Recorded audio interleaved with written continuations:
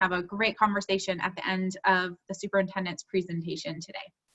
And lastly, we will record the webinar and post it to the event page later today or tomorrow. And you will also get a post-event email that will have a link to this and other previous webinars as well. So with that, I wanted to introduce our speaker. Hello, how are you? I'm doing well. Thank you all for having me. Yes, thank you so much for joining us. So glad to hear from you. So I believe Lee has your presentation that she will put up now. So I will turn my video off and turn it over to you, and then I'll join at the end and we can answer some questions and just have a conversation around where we're going forward. Great. Great, thank you. So thank you, everybody. Good afternoon or morning still. It's great to be with you. As you heard, I'll share a brief presentation on our reopening plans for the fall, and then we'll close with some time at the end for some question and answer. I know there's a high interest in what Seattle Public Schools is doing and how we're moving forward, so just really happy to be here to share some information. But just to begin, I just want to share a little bit about myself and why I do this work. My story takes me from Head Start to Harvard, from a small reservation town in Montana to a national education leader. I'm an enrolled member of the Mandan Hidatsa tribes, which are located in North Dakota. That's where my mom is from. But I grew up in Browning, Montana, which is located on the Blackfeet Reservation. That's my dad's tribe, where my dad is from. I started my career as a paraprofessional in a public school as a 4th grade teacher assistant. I was a high school teacher. I practiced law for a short stint, and I served 2 terms as Montana State Superintendent of Public Instruction, so similar to the Office of Superintendent of Public Instruction here. And when I was elected, I was the first American Indian woman to serve in a statewide elected executive position anywhere in the country. I'm now in my 3rd year in Seattle Public Schools, and there really isn't anywhere I'd rather be at this point in time, despite the leadership challenges that are happening. Belief in public education and serving community are both values that I inherited from my family. My father was an educator, a counselor, he was a principal, and he served as the superintendent for 2 different schools on the Blackfeet Reservation. My mom was an educator and director of our town's first alternative school. And later, she was elected to the Montana legislature as a representative and then a senator. My grandmother was a school cook for 28 years, and my grandfather was a school bus driver and a decorated veteran. And growing up on the Blackfeet Reservation, I witnessed and really observed how a great education can lead to empowerment, and it can lead to a bright future for individual students and their entire family. I share a little bit about my personal story because I want you to know that I have dedicated my life to the education of children and the betterment of communities. Next slide. Throughout our response to the pandemic, science and data have guided our decisions. And from the beginning, we stepped up to address the needs of all students and teachers, while also continuing to keep a steady focus on our strategic plan that we call Seattle Excellence. When I first arrived in Seattle, those so many years ago it seems, I spent a lot of time listening to our community in just a lot of different meetings across the city. And I actually still spend a lot of time in community listening to the voices of our families and students. Even in this mode, a lot of Zoom meetings and Teams meetings with our community. At the beginning, those voices of thousands of families, students, and staff resulted in a very bold strategic plan that we call Seattle Excellence. Our strategic plan is laser focused on ensuring that students of color who are furthest from educational justice, beginning with Black boys and teens, are our priority. This does not mean that we aren't teaching and supporting all children. We remain steadfast in our commitment to making sure every student is college, career, and community ready. What it does mean is that we have committed to analyzing our practices, our policies, and our ways of teaching through an anti-racist lens. It means that we have committed to partnering with and co-constructing new educational approaches with Black students, staff, and communities. It means we are intentional in our resource allocation and whose voices we center in our work. The values of an organization are, as I know all of you know, are really tested in a crisis. It's really easy to default to practices that you know best. But research has shown that if we can make improvements for students and families who are furthest from opportunity, that conditions will improve for everyone. And we've seen this at play in our COVID-19 response. Supports created for families with the least access were used by everyone, including close to 2 million meals served since March. 2 million. Our nutrition services staff really stepped up. We had a lot of partners. Our bus drivers were delivering meals along their bus routes. Amazon actually kicked in and helped with delivering to some of our families' doorsteps of those families that had transportation issues. But really proud of our essential workers who have been busy working throughout the entire closure. And while spring did not go as planned, we held true to our values and our strategic plan as best we could. We continued to center Black boys and teens and their families before and during the crisis, and we never lost sight of our commitments and priorities. And as we look towards fall, we will continue to implement new and innovative solutions to help all students successfully learn from home while resolving inequities across the district. Before I share the details of our reopening plan, let me just start by saying that if there are any Seattle Public School parents in the audience, I want to personally thank you for your partnership and your support this last spring. I know it was really hard. I heard from so many parents about having to juggle how we need to get better. And I know that for so many of you, you were working and co-educating, and so were many of our staff. Parent partnerships have always been valued at Seattle Public Schools, but this next year, they will be critical to student success. We are committed to engaging deeply with families as we start the school year remotely, and we will do whatever it takes to make sure all students succeed, no matter the circumstances. Slide 3, please. While Seattle Public Schools, like so many other districts, we were working towards a hybrid model. That meant some in-person instruction and some remote learning. The significant increase of COVID-19 transmission made it impossible to really implement that model. And we've kind of watched that play out in other places across the country as they are returning to school in person. Just that the logistics that come with that and the spike in transmission rates. And I mean, our work with public health has really, it's guided our decision-making since the beginning. And so we've been really thankful for their partnership. So last week, the school board approved a remote start to the school year. And fortunately, staff, we've been preparing multiple contingency plans since we closed our doors, because we did also not know what the fall would bring. And so I'll go over some key areas of our reopening plan. Next slide. It's important to begin with some of the requirements that SPS has to follow next school year. So we are also in a box because of all the rules and regulations coming from different agencies. So certain things we must do, we must provide 1,027 instructional hours annually in compliance with OSPI. That means that we are scheduling right down to the minute as we're coming up with these schedules. We must also provide 180 days of instruction, and we must take daily attendance. And so we're still working through how that might work. And unlike last spring, which really was an emergency response, this coming year, we need to meet the goals outlined in students' individual education program, or their IEPs. Those are students with special needs have an individual education plan.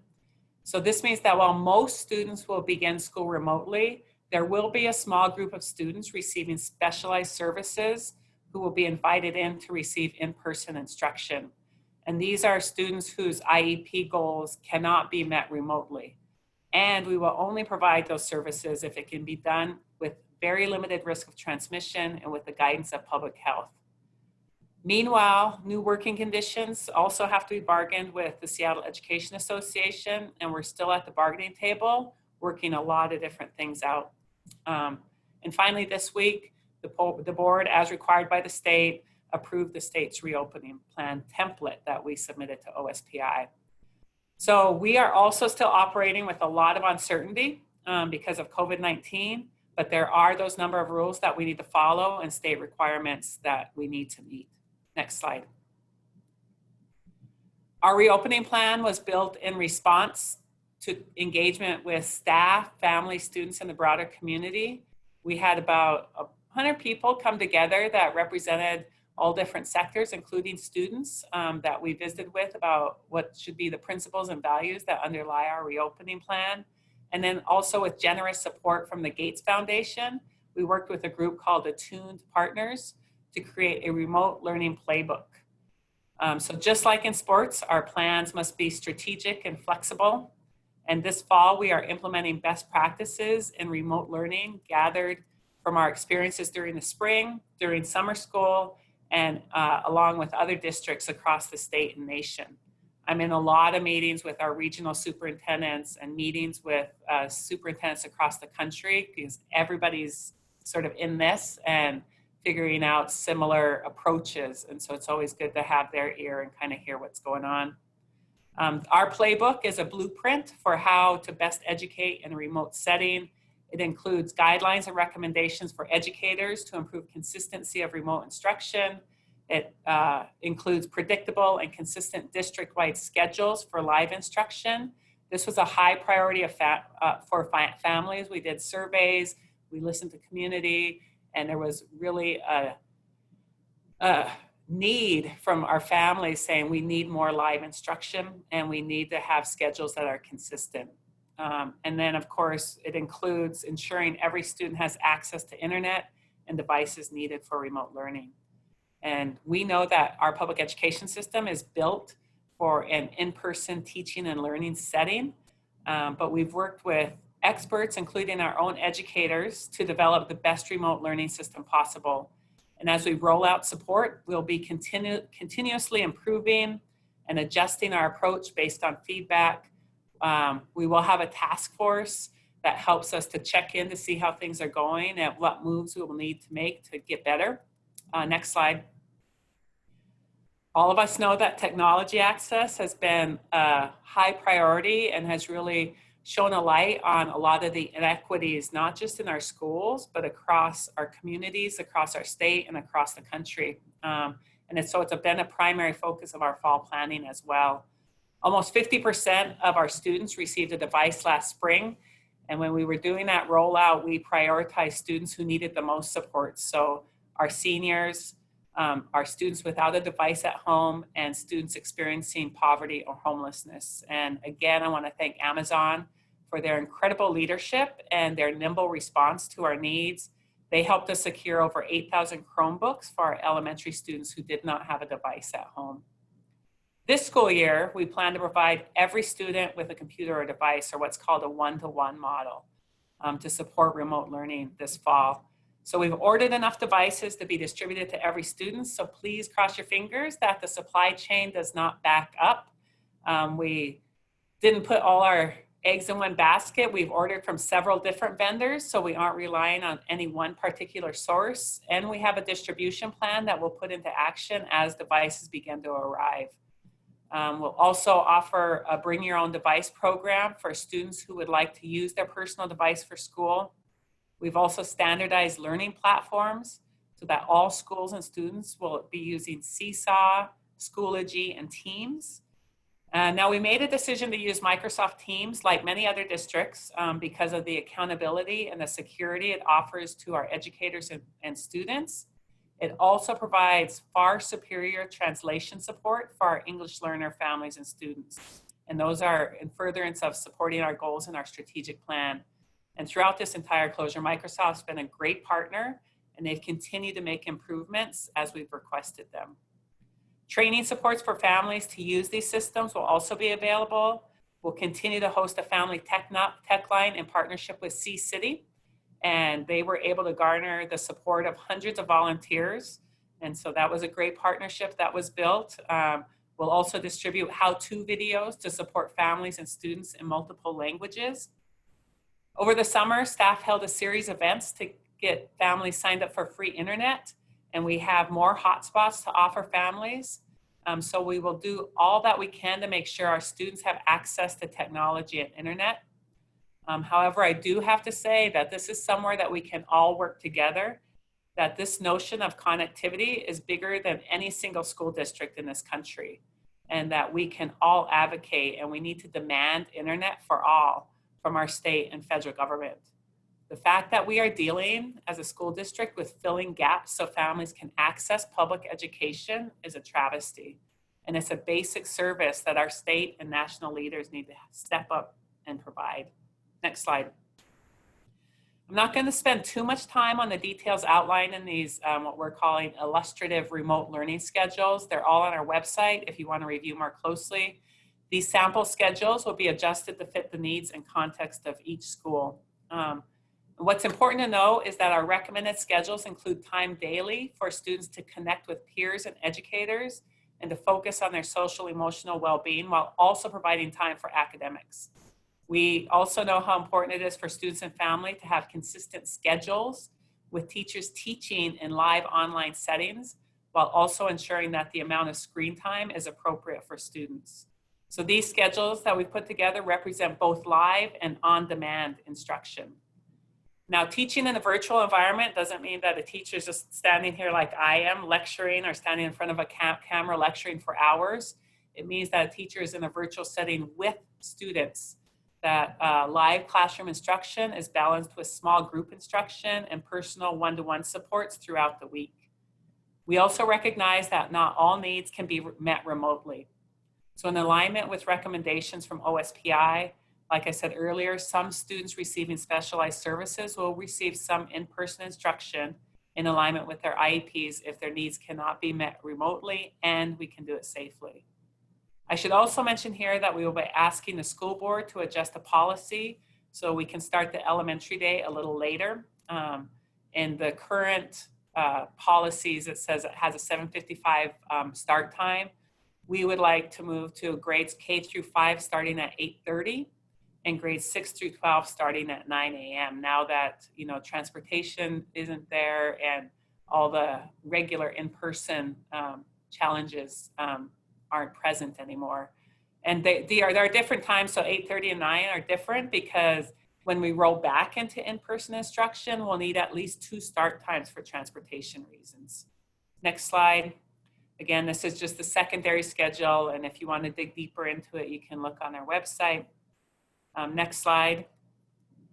In the spring, in order to do no harm, the board approved an A or incomplete grading policy for high school, a pass for middle school, and a grading system of robust comments for elementary. And we found from that experience that after debriefing with students, parents, and staff that there was lower engagement after that decision and that the incomplete process led to additional efforts to re-engage students in the spring. So in alignment with our commitments and values, we're shifting our approach. And this is where we always have to continue learning and adjusting and being flexible as we move forward. So the board has now approved a grading policy that students in grades 6 through 12 can earn an A through a C- or an incomplete. A student will not be able to fail a class. They can't fail a class. And then the next slide will go over what that might look like. For K-5, we'll continue using the traditional standards with robust comments so that parents understand their students' progress towards grade level standards. Next slide. These are the grading practices. Students will not be punished for missing work, so there's no zeros. We won't grade on participation or effort or things like that. Grades will be based on actual student work, not the timing of the work, and there will be a lot of opportunities to improve grades. Next slide. There are a number of other supports we are rolling out. We have a robust professional development plan that we're super excited about. It will help our educators get really good at remote learning. So training on our platforms, how to do online instruction, culturally responsive curriculum. We're just putting those final touches on the plan with SCA, our union. So we'll roll that plan out very soon. We also have 35 childcare sites that have been operating in our buildings throughout the summer. And we now have done a facilities review and probably can offer up to at least 58 this fall, so 58 childcare sites. We're in weekly meetings with the city to explore how to meet the needs of our families in the childcare area. This is another issue I think we can all work on, figuring out our companies providing childcare for their staff who may be working remotely and juggling families at home. We need to have a serious conversation about childcare and how that is all working or not, and what we're going to do about all of that. Did you know that 1 month of childcare is estimated to cost right around $2,000 per child? So this is an area where our families really need assistance. Our community-based organizations that provide childcare services are really struggling to stay afloat because they also have new COVID safety measures and guidelines and regulations they have to abide by. Their revenue has dropped as the number of students they can serve have dropped. And so there's a lot going on in the childcare arena it's going to be necessary as we move forward this year. We will also continue serving meals throughout the city. We're hopeful right now the USDA provides a waiver in the summer that permits us to serve meals for free to any child. And in the fall, those waivers are set to roll back. And so we are doing a lot of advocacy. Our federal advocacy right now is around USDA waivers. We need those waivers in place. Otherwise, we will literally have to turn students away from food. And so that is a problem.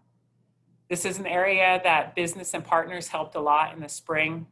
Fair Start helped deliver thousands of evening meals. Partners provided weekend food backpacks all across the city. And as I mentioned earlier, Amazon was delivering right to some of our families' doors.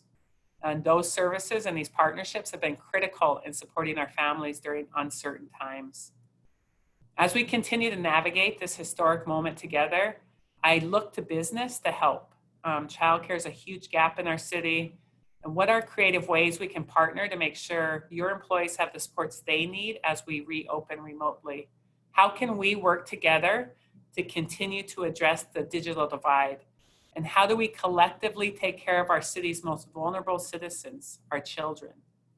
I really appreciate everything partners and businesses have already done. It's evidence that we can create a more just future for our communities through innovation and coordination. And I just am really happy to be here again today, and I'm now ready to open it up to questions. So I think the next slide's the last slide. Thank you so much. So I have a incoming kindergartner. I'm not in the Seattle Public Schools, but it has been quite the journey figuring out what the fall is going to look like. And I know so many people can relate to that. So thank you for just all of the consideration and thought that has gone into the plan. And, you know, I know so many school districts and educators and parents really do look to Seattle Public Schools as, you know, what SPS is doing and how to navigate that. So you talked a little bit about the one-to-one with technology, trying to get as many devices to students. Could you talk a little bit about if that, or clarify if that involves elementary as well, or just high school and middle school? Yeah, no, it's every student. And so again, we started with targeted populations like students experiencing homelessness. We were able to get a lot of hotspots in that and devices out to targeted populations of students. We are moving to one-to-one device for all. So kindergarten through 12th grade. We know that pads were easier for the K-3. So we have iPads that are on order and coming in, and then laptops for the older students. And again, you know, every district in the country is ordering devices. And so that's why we split up our vendors to try to make sure that we weren't relying on just one vendor, but it's still going to be a rush. And I hope they, you know, we need to all keep our fingers crossed that they come in, because that's part of our Strong Start plan. So could you talk a little bit about what or how SPS is supporting advanced learners? Yeah, I mean, we'll still be providing, I mean, that will still be in place, and they will be getting the services from their teacher and wherever they are going to school. I mean, so it will look similar, but in a remote setting. So that designation will still be there, and the the type of curriculum and programs and processes that they usually receive will still be in place. And so talk to me a little bit about what sort of training you guys are planning to do. What does that look like for teachers? I know the school year is delayed 2 days. It's September 4th. Is that? Yeah, September 4th. And so there's a reason for that. And I know, you know, we got a lot of feedback when we announced that yesterday about the September 4th date. Is pushed back 2 days. But we also had 3 days that were already set aside for teacher professional development. And now we have 1 extra day. So that gives us 6 days with our educators before school starts. And I'll just sidetrack for a bit. The September 4th date is the Friday before Labor Day weekend. And so we got a lot of feedback about why start then. So it's sort of this other issue of like our end date is a Friday. And so we can either start on a Friday or we can end on a Monday. And so all that balance had to come into play as well. So we will be starting on September 4th. But previous to that, those 6 days for our educators will be super important on learning the platforms, the technology platforms that are going to be in use, because in the spring it was sort of all over the place, and teachers really had to scramble to figure out how they were engaging students, how were they giving curriculum over. And so, like I said, we've nailed down Seesaw, Schoology, and Teams are the 3 platforms we'll be training teachers on, of how to look at this type of screen and how to interact and make sure that students can engage in small groups and one-on-one and all that. And we'll also be piloting some new sort of like math curriculum. And so we'll be looking at some of that is more conducive to online learning. And so training on that, we'll have some culturally responsive ways of delivering instruction. And then we'll be doing some liberation through anti-racist education practices training with our teachers as well. Those are kind of the high level topics, and the exact kind of training is still in negotiations with SCAs. But I'm really happy that we have a few days before school starts so that everybody can get up to speed on how to do things and what types of things and how that's all going to work. And again, I think that's just super important we've had to build new systems as a district and as a public education system. And so that lends to at least some consistency and predictability, which are always words I hear from our families about. We need to know start times. We need to know how our teachers are engaging. We need to know what days are we getting communication. We need to know, like, so that we can make it as simple as possible for parents and families who are at home, who are also, you know, have a lot of balls in the air that they're juggling as far as their own children learning, their work schedules. And so we want to make sure that we have those systems in place, and those 6 days will allow us to help build that system across the city. What are some of the thoughts or expectations around how teachers will be communicating with parents, as this is a new world for them as well? You know, what sort of platforms or what could parents expect from that? We are also planning to have like family tech centers. And so at the beginning of school, families will have a space where they can either come in or call in about how to set up stuff at home. So how do I log in and how do I get my password? And so we want to make sure that families and students have a real deep understanding of how to get on to our system and how that they're going to receive instruction. So we'll have family help centers. And then what we're calling a strong start to the school year, and we're working this out with our union as well, is we want to build in a system that doesn't just jump right in to academics per se, that there will be some strong starts about making connections. I mean, you have to think of a system where we're usually in person and educators in the classroom, students are coming in, they're building their operations within the classroom, learning new rules, building relationships. And relationships are harder to build in this type of setting. Yeah. And so we want to make sure that our educators are working with families and students at the very beginning and just getting to know them and building relationships, because it's going to be so important. They have a whole new group of students that may be rolling into their classroom that they need to get to know their story, strength, and need before we can start really diving into instruction. And so things will look a little different, but we also want to make sure that the robust relationships are there so that we can really jump into what needs to happen for academics. And we're also building in supports around social emotional learning, check-ins with families. There will be a lot of phone calls about, if somebody drops off all of a sudden, like we will be chasing people down, just like say, what do you need? Where are the gaps? How can we help? And I think it's really going to be all hands on deck for that sort of effort. Mm-hmm. Yeah, absolutely. It's, we're all in this together. It's all a new world, Yes. right? But, there's so much science and data about learning, and there's not a roadmap for this. So we're kind of flying the plane while building it, but so much good groundwork. So it'll be a challenge, but I think that we're all up to it. Right. And I mean, we have the remote learning playbook, and so we'll be rolling that out. And it really is what what should families and students be able to expect?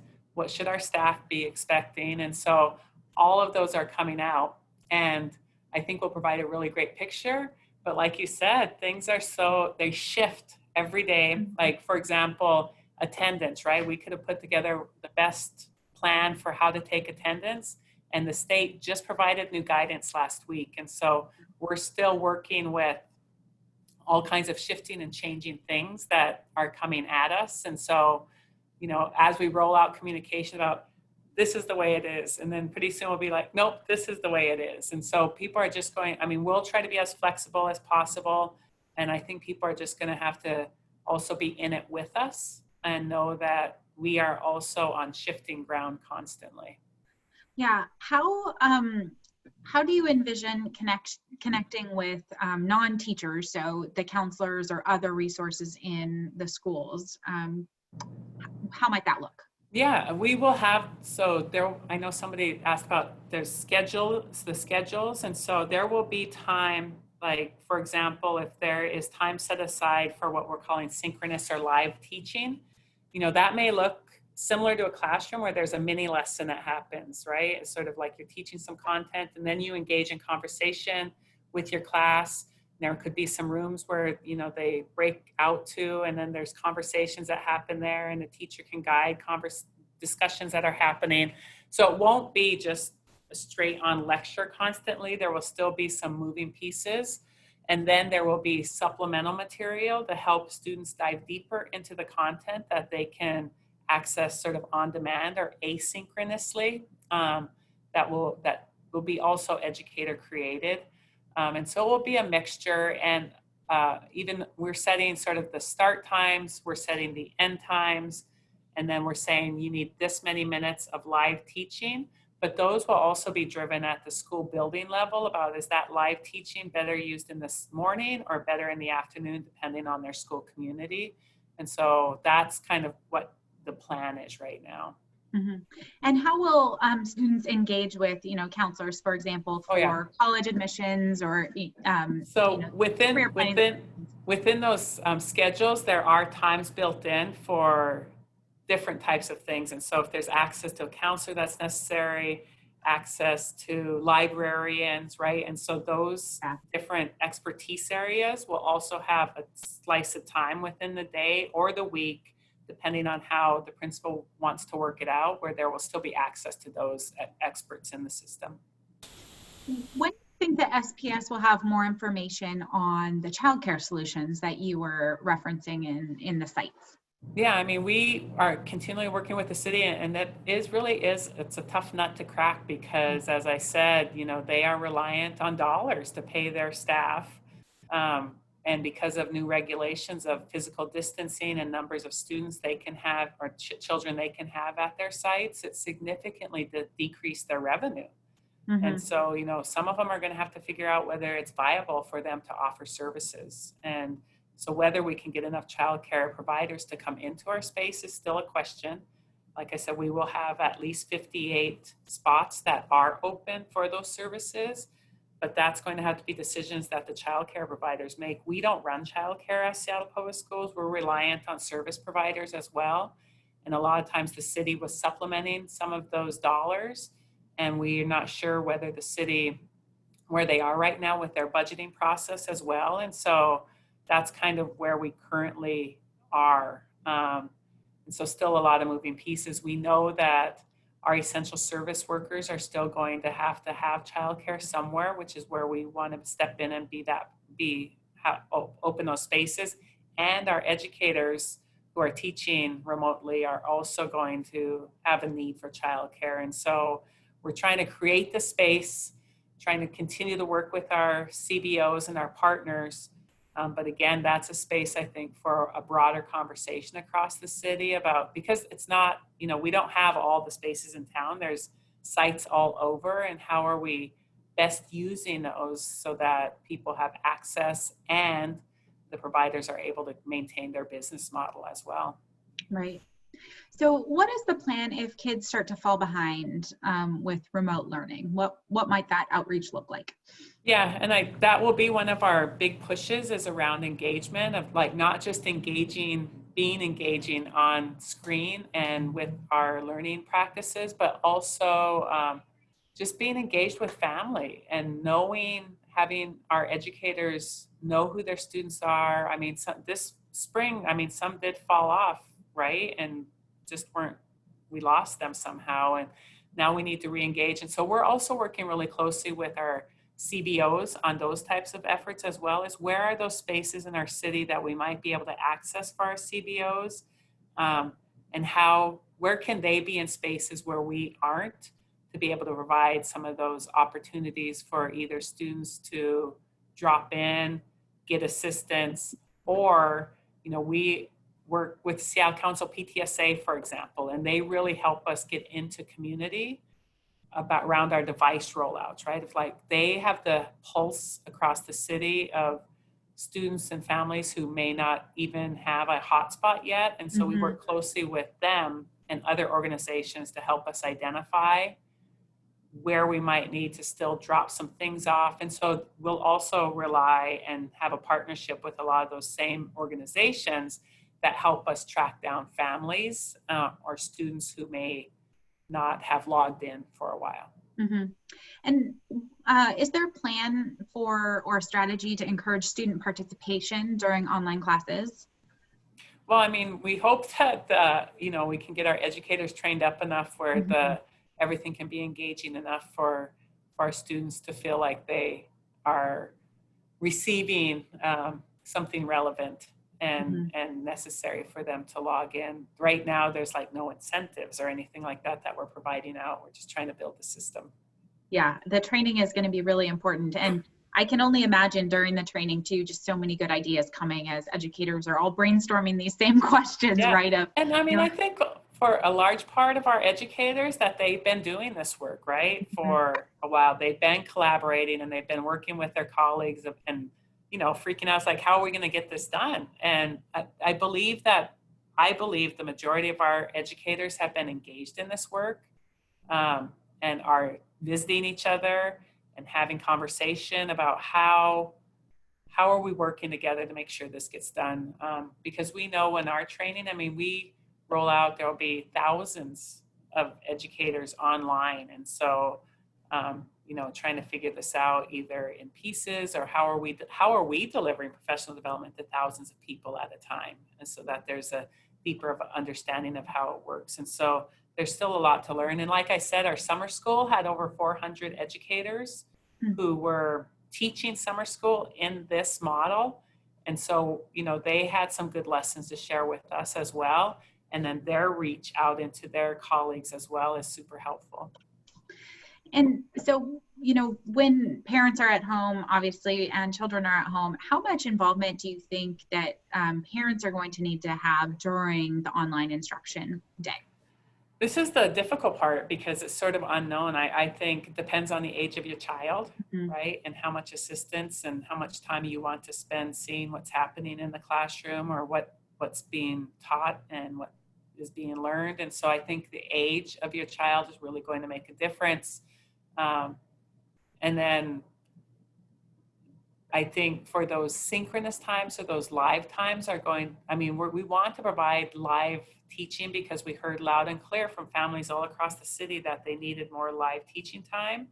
And once that slice is established for your school community, there could be a schedule that can be kind of worked around or figured out. But it will come on those on-demand times, right? Or those asynchronous times when students are accessing, and what are they accessing and what type of assistance they might need at home. So I think it'll depend on the context, but building a strong relationship with your teacher, your child's teacher, is going to be super important. And we're going to be asking our principals and our teachers, I mean, families and their partnerships and family engagement is going to matter now more than it ever has mattered before. And so just staying in close contact and then setting an expectation that we want to be engaged with our families and figure out what needs and supports are necessary, and then figuring out whether we can build those supports in. Yeah, I can just imagine myself like listening in the background and refreshing on, well, now Common Core math, and be like, oh, that's what that question is. Yeah. Yeah, it'll be learning across the board for everybody. Still a lot of new learning to happen. Yeah. Like I can brush up on my long division and Yep. all of the things, right, that I've long forgotten, I'm sure. When do you think schedules for kids' school days and by school will be available and made known? Well, we know start and end times now. So we will, K through 5, 8:30, 6 through 12, 9 o'clock. The illustrative, what we call an illustrative model, kind of gives you an ideas of the chunks of time, but we'll still be working with our school leaders about figuring out the exact, whether there will be morning schedule or afternoon schedule, but those should be rolling out pretty soon. As we determine things and as we make decisions, our goal is to roll those decisions out as they come along so that we can start building our communication with our families about what expectations. So very soon. So let's talk a little bit around some of the equity lens of education going into this year. Specifically, how SPS is reaching out to homeless students and connecting with them, and then also what supports or plan is there around students whose parents might not speak English as a first language, and how that communication can be supported and support remote learning. Yeah, I mean, one of our goals this spring was really to try to get a handle on students experiencing homelessness. And, there was a very specific, intentional process to try to get devices and hotspots out to that community, which was actually really helpful. And in fact, we had some partners as well who stepped up, and even working with some shelters, were able to provide some Wi-Fi extenders in places so that students didn't have to be in loud, noisy common areas in the shelter, that they could go to a more quiet space because of a Wi-Fi extender. And so we'll continue to hopefully build partnerships with some of our companies in the city to help us build that system. So we'll keep focus on that. Our English learners, we're putting specific supports around them. We have a really great department around English learners, and so we want to make sure that they are integrated right into the plans, just like special education. I mean, really prioritizing students that need more robust support and services built into the center of our plans. So you mentioned some of the partnerships with shelters and other community-based organizations. What is your perspective on businesses right now? How has the public-private partnership been going or not? And what areas can employers partner to help support and solve for some of these challenges? Yeah, so we have our foundation is separate from us, but it is called the Alliance for Education. Yep. And they've actually been really great at pulling people together around some of the things. So we partner super closely. I talk with the CEO a lot. With Lisa? Yeah, with Lisa, I talk with her a lot, and about what are the district's needs, and who does she have access to that might be able to step in and assist. And so that really is how we got our partnerships with Amazon, our partnerships with Microsoft, C-City came in alongside and really helped with family communication and tech support. So we had some really great partnerships that were built. And I mean, when we closed our doors to in-person learning in the spring, in March, we did have an outpouring of support from our community, particularly around food at that point, about how are we making sure that students receive meals. And so that is the reason we were able to serve over 2 million meals since March, and why we need USDA waiver so people can help advocate there.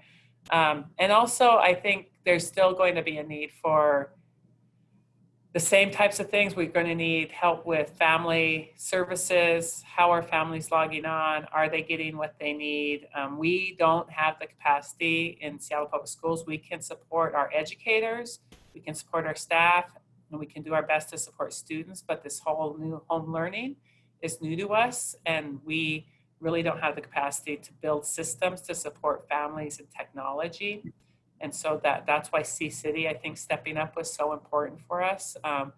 But the Alliance for Education certainly helps us think through what our most immediate needs are and then help with that. They have set up an educational equity fund so people can provide contributions there that come directly to us, that we are able to get out, primarily technology, but if there are other needs that come up, that we're able to access funds through that as well.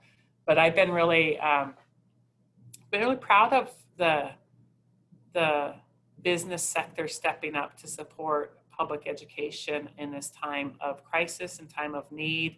And, like the whole theme of your series of We Got This Washington, it's sort of those are the types of partnerships and connections that need to be made. I mean, we serve 53,000 families. We have over 36,000. We have 36,000 families, 53,000 students. And we know, even just from our lessons, when we have to shut down for a snow day, we won't have snow days this year. That's one good thing.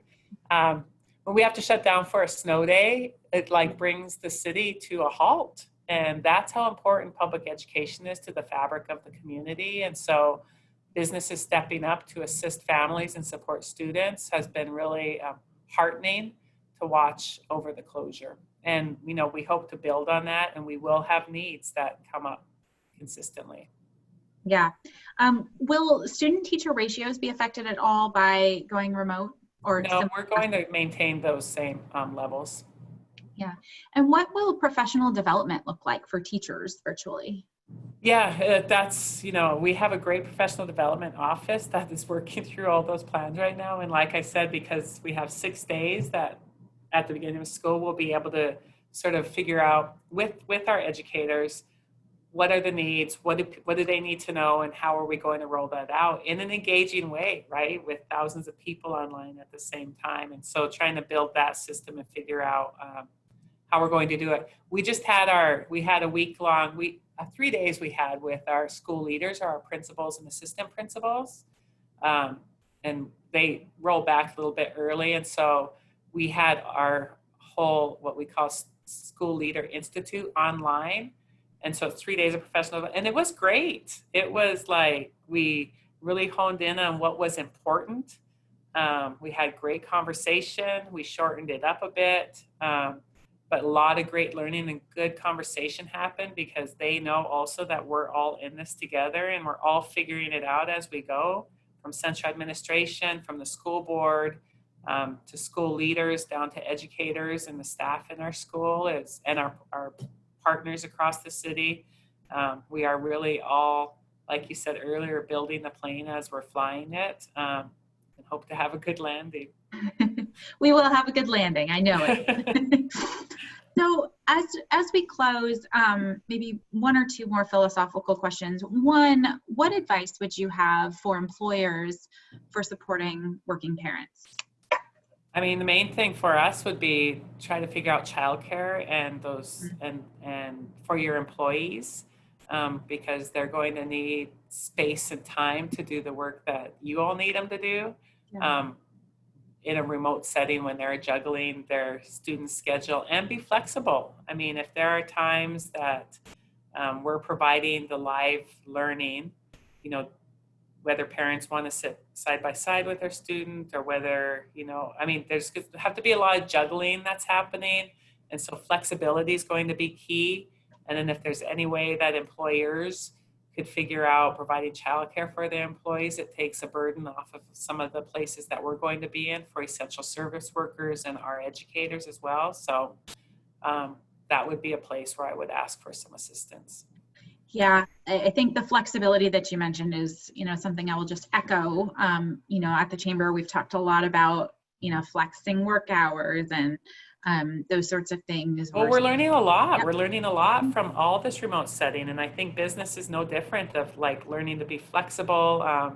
You don't need to be in an office necessarily. What does that mean for the future of work? What's that mean for the future of education? And so all of those things, I think those are those common areas that we continue to have conversations, and it would be good to have conversations in these types of settings with business as well, because we are all, I think, struggling with similar types of challenges. I've seen a lot of academic pods popping up or homeschool pods, those sorts of things. Is there concern that these pods forming kind of will affect enrollment and funding, equity issues, and how it might disrupt kind of the community through the school district? Sure. I mean, we are worried about declining enrollment for sure. And because our funding is based on enrollment, that could put us in a really tight squeeze in future years, starting next year. There's all kinds of transportation funding we could talk about, kind of all kinds of funding. But yeah, of course, we're worried about our budget. We're worried about, if people choose not to come to public school, what does that mean to our system? Also worried about the inequities. I mean, we knew that there were inequities in our system prior. That light has been shown really, really brightly on those inequities, and those types of efforts that are out there also may lend to further exacerbating those inequities. And so we are working continually, again, with our CBOs to try to find spaces that we might be able to offer some of those same types of services. But again, I think at the end of the day, all of us just need to be flexible and figure it out. And I know this city is smart enough and has great personality and has the wealth and everything else that's necessary to make sure that we can all do this correctly and get through it together. Eventually we'll be back in person, and this will be a long time memory. Yes, it will. And we will all be able to say, remember when? Yeah, remember when. It's one of those points in history that we will, our children's children will read about this, and hopefully look back and say, wow, they did some really cool things. And oh, that's why we do that now. Okay. Yes. So we'll keep all of the good things and the innovation that come out of this. So, well, thank you very much for your time. Very much appreciate your insights and your advice as parents and employers start to navigate even a new world of kind of a little different remote learning world that's more planned, more scripted, and really has some more supports built into it. So thank you again for all of the work that has gone into this plan and for the continuing evolution as we move through the fall together. Just a reminder for everyone watching today that this webinar will be available online, so you can refer back to some of the questions or some of the superintendent's presentation. And you can check out their learning plan and such online as well. So thank you all so much, and I hope you have a wonderful rest of your day. Take care, everyone. Yeah, thank you. Take care.